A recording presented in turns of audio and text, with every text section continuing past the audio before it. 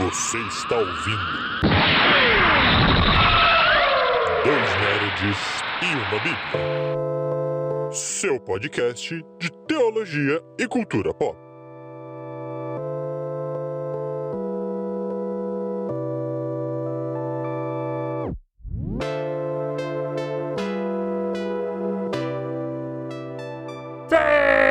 Seja muito bem-vindo, meus amigos e minhas amigas, a mais um Dois Nerds e uma Bíblia. Eu sou o Beto, seu host de plantão, sempre aqui com vocês, iniciando o ano de 2025.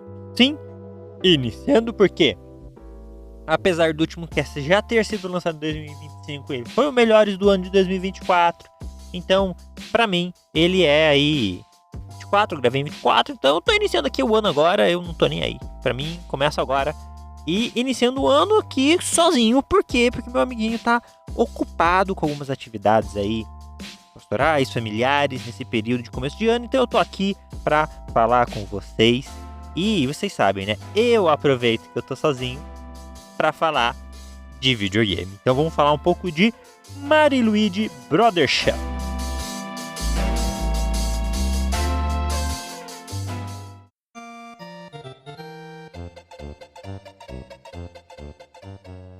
Para a maior parte das pessoas, provavelmente quando eu falo Mario, logo já vem musiquinha Super Nintendo, talvez Nintendinho. Algumas pessoas talvez pensem em uma coisa mais moderna, mas eu ainda acredito que a maior parte das pessoas já vem o Super Mario World na cabeça, né? Joguinho de plataforma.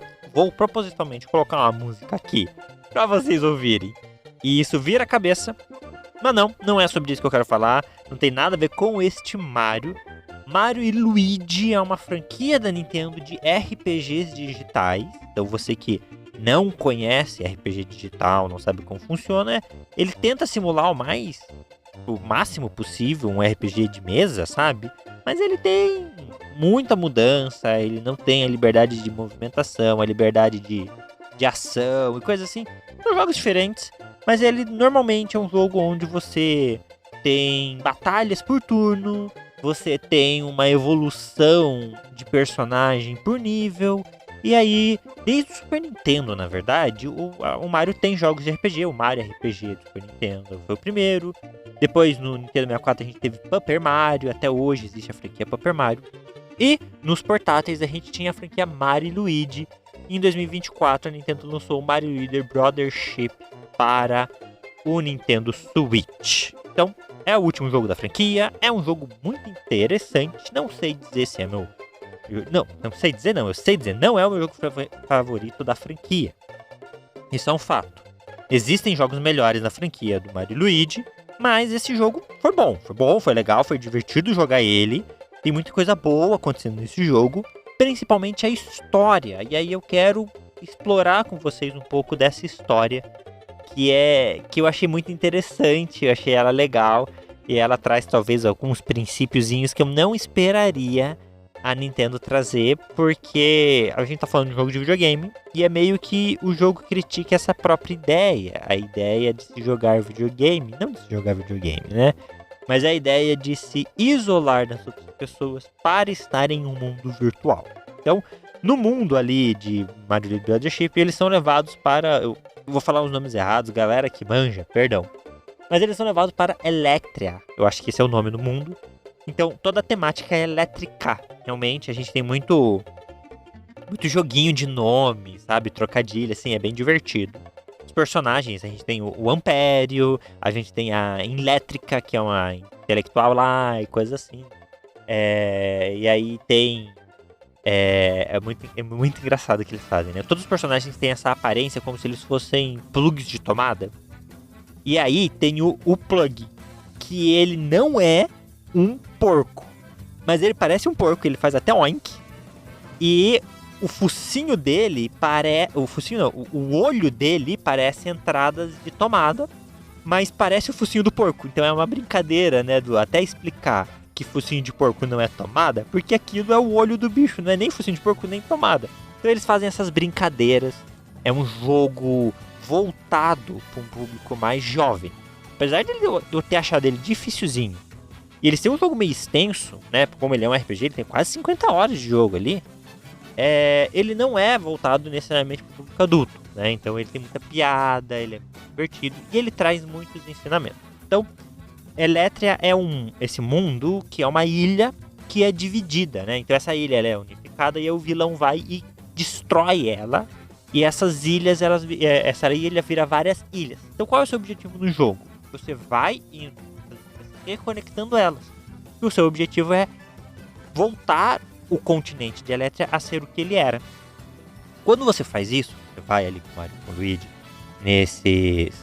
nessas ilhas, cada uma dessas ilhas tem seus personagens com seus dilemas. E todos esses dilemas, são dilemas de relacionamento, tá? Diferente, sei lá, de um de um Mario Odyssey, aonde você vai nos lugares, porque o Bowser tá indo em cada um dos lugares, pegando algum elemento pra casar, pra montar o casamento dele com a Peach. Aqui a gente tá tratando sobre relacionamento. A gente começa ali tratando uma mãe com 2 filhos, e aí os filhos, cada um ficou numa ilha, você tem que ir lá resgatar eles. A gente tá falando de um casal, o cara que é do povo do gelo e a menina que é do povo do fogo, então a gente tem ali um Shakespeare, né, um Romeu e Julieta. A gente tá falando dessa menina que é a Eletria, alguma coisa assim, que ela é uma cientista, mas ela ajuda você e ela tem uma rival, então tem esse relacionamento da rivalidade. A gente tá falando do próprio Bowser Jr., que faz uma amizade ali com o menininho. Também tem os Estáticos, que é um grupo de crianças meio Power Rangers, que querem viver aventuras e fazerem um bem. Eles se envolvem com a Peach. Então, todo o jogo é pautado nesses relacionamentos. Em confiança, amizade, em coragem, em auxiliar um ao outro, principalmente os Estáticos, né? Eles são crianças, eles são falhas, mas eles se ajudam, eles se animam quando necessário. E essa é a parte inicial do jogo.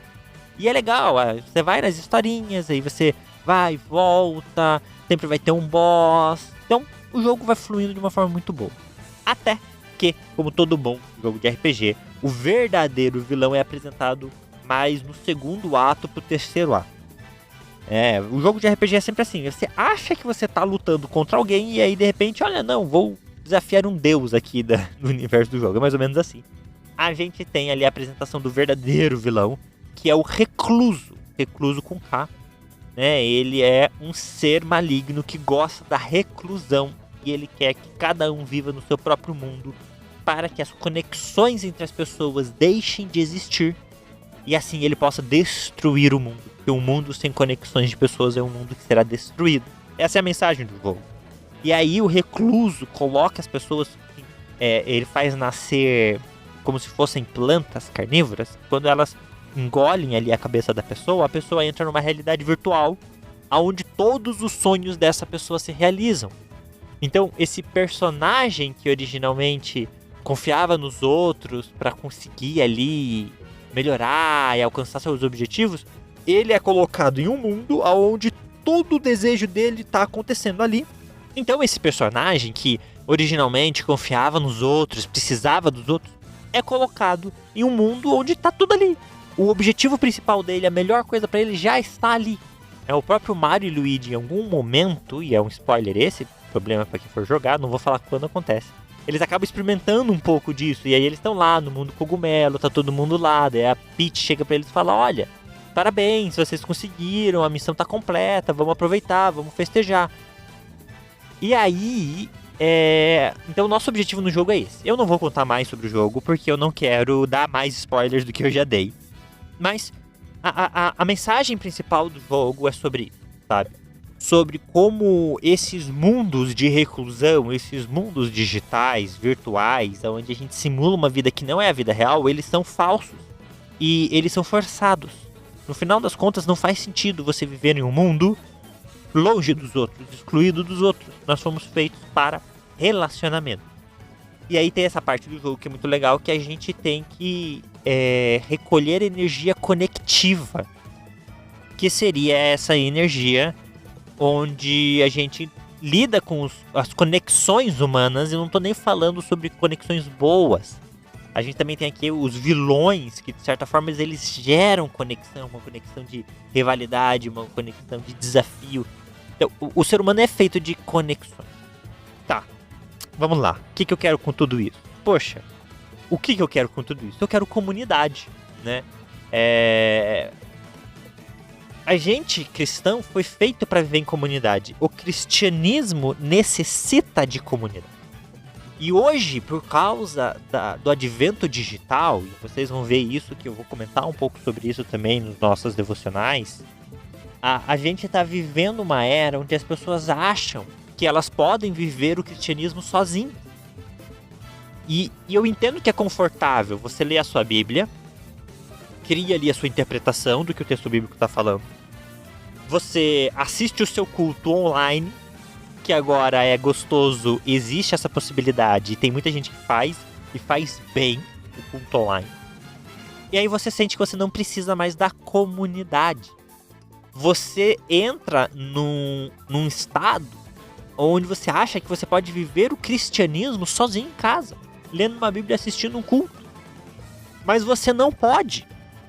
E essa é uma verdade. A Bíblia deixa clara, a comunidade é necessária. Ah, mas eu tenho preguiça, eu não quero ficar... Nossa, célula, que saco, recebendo as pessoas aqui em casa.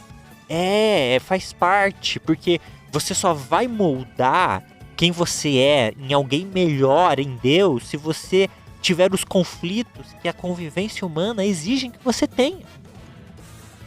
O relacionamento não é fácil. Não foi feito para ser fácil.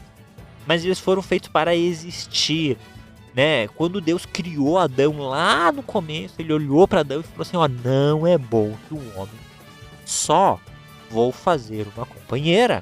E aí fez a Eva, sabe? E a partir desse primeiro relacionamento humano, houve a queda, houve conflitos, houve problemas. O próprio Caim e Abel, filho dele, houve o primeiro assassinato. Então, não é que é fácil. Claro que não é fácil. Mas os relacionamentos são necessários. Nós cristãos somos chamados para a comunidade. A igreja, a eclésia, ela é a reunião uma assembleia, a reunião de pessoas, chamados fora. Então, sério, é um convite, sabe? Não viva o seu 2025, já que é nosso primeiro cast do ano, né? Não viva o seu 2025 recluso. Não se acomode nos cultos online, numa realidade online. Ah, mas é que não tem nenhuma igreja que eu goste na minha cidade. Então eu gosto de ouvir o culto da igreja grande lá, do pregador que eu escolho ouvir. Azar o seu. Não é assim que se vive o cristianismo, né? Não é. Ah, não quero mais ouvir os dois nerds agora porque você tá falando coisa que eu não quero ouvir. Problema seu. Não é assim que funciona, gente. E eu digo isso como uma pessoa que gosta de ficar em casa. Eu adoro o culto online. Confesso que a maior parte das vezes eu acabo até ouvindo o culto online, porque a minha rotina é um pouco complexa. E eu assisto mesmo o culto online. É uma ferramenta extremamente poderosa e boa para eu ouvir durante a semana, para um domingo que eu não consigo ir na igreja, eu ouvir meu culto, eu participar. Mas isso não faz eu escapar da minha responsabilidade, da minha célula, a qual eu sou líder, eu estou lá sempre. A qual existem sim conflitos com algumas pessoas, mas isso faz parte, isso tem que existir. Então assim, quer assistir um culto online? Assista. Você pode assistir aquela pregação daquele pregador que você gosta e coisas assim. Não existe proibição, pelo contrário. O fato de termos várias igrejas fazendo culto online permite que a gente assista vários bons pregadores pregando, e isso é bênção. Mas isso não pode fazer com que nós não participemos de uma realidade presencial, de uma comunidade presencial. A gente precisa estar junto. Precisa. Se você precisa estar em uma igreja, indo lá domingo de manhã numa escola dominical, domingo à noite na igreja, é necessário, tá bom? E esse jogo, cara, é um jogo de videogame, mas ele mostra um pouco disso, porque essa é uma realidade que a gente tem vivido. As pessoas têm se escondido no mundo virtual e não têm participado da realidade da vida. Então, se o jogo de videogame, né, se a Nintendo lá no Japão, Mario e Luigi perceberam que é um perigo e que havia necessidade de mostrar para as crianças, jovens ou adultos que fossem jogar o seu jogo a importância desses relacionamentos, quanto mais nós cristãos. Nós não vamos ver a importância dos nossos relacionamentos cristãos. E só para terminar, e para não ficar só coisa minha falando, Timothy Keller, em o Deus pródigo fala que o relacionamento, que a salvação, né? Ele fala que a salvação ela é individual e comunitária. Por que comunitária? Porque somente na comunidade eu posso ver as diversas formas que Deus salva os outros. E eu posso ver outras formas do agir de Deus. Há um limite do que Deus vai fazer na minha vida, o que vai fazer na sua vida. Somente na comunidade você vai poder ver esse agir de Deus na vida de outras pessoas, nos testemunhos e nos relacionamentos. Por isso que eu acho a célula algo tão relevante e tão importante. Porque na célula eu vejo o agir de Deus das mais diversas formas na vida das pessoas que estão ali comigo. E isso me engrandece. Isso faz com que eu creia mais em Deus. Isso faz com que eu esteja mais próximo de Deus. E são experiências, vivências, seja no dia a dia mesmo, ou numa devocional, em algum livro, que eu não vou ter. Eu posso ler todos os livros do mundo, eu posso ler a Bíblia todos os anos, várias vezes no ano. Vai ser diferente para as outras pessoas. E eu só vou ter contato com isso quando eu tenho contato com essas pessoas. Ah, mas eu posso, né? Eu posso ver os dois nerds e ter contato com a tua visão, e tá tudo bem. Não, beleza, você pode, mas tem aquela pessoa na tua igreja ou na tua célula que ela não tem um podcast. E você vai ter a oportunidade de ver Deus agindo na vida dela lá. E mais, essas pessoas precisam ver Deus agindo na sua vida. E você só vai poder compartilhar lá. Então, quando você nega a vida em comunidade, você nega de abençoar as pessoas que Deus quer abençoar através da sua vida. Então, não é só um ato de egoísmo espiritual no sentido de que se você se achar superior e melhor do que os outros e não precisar dos outros.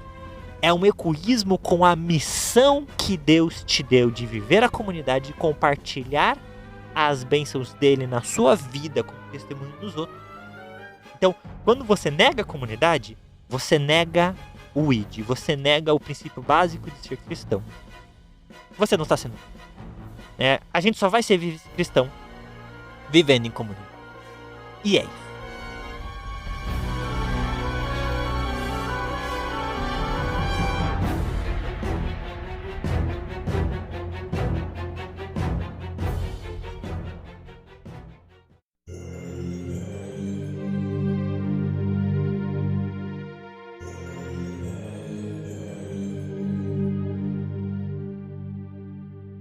É isso, meu povo. Eu acho que eu estourei o microfone agora. Primeiro cast do ano. Obrigado por vocês que estiveram aqui ouvindo. Um pouco do que eu tô pensando. Vocês vão ver que é uma mensagem muito parecida com o que eu trouxe, né, no nosso Café com Nerd. Que, por sinal, Café com Nerd voltou. Esse ano a gente vai estar cheio de conteúdo aqui. Então já teve o Café com Nerd, já teve recomendação na quinta-feira, vocês já viram. Então estejam atentos, se inscrevam no nosso YouTube, vai ter conteúdo agora aí toda semana. Eu quero entrar em 2025 com uma produção forte. E eu já gravei 3 devocionais, uma já tá online, as outras 2 vocês vão ver que vai muito na mesma linha.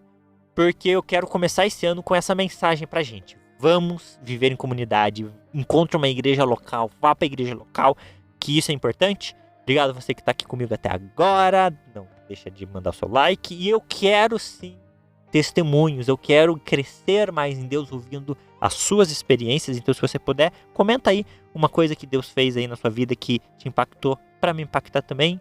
Eu fico por aqui. Um beijo e um queijo.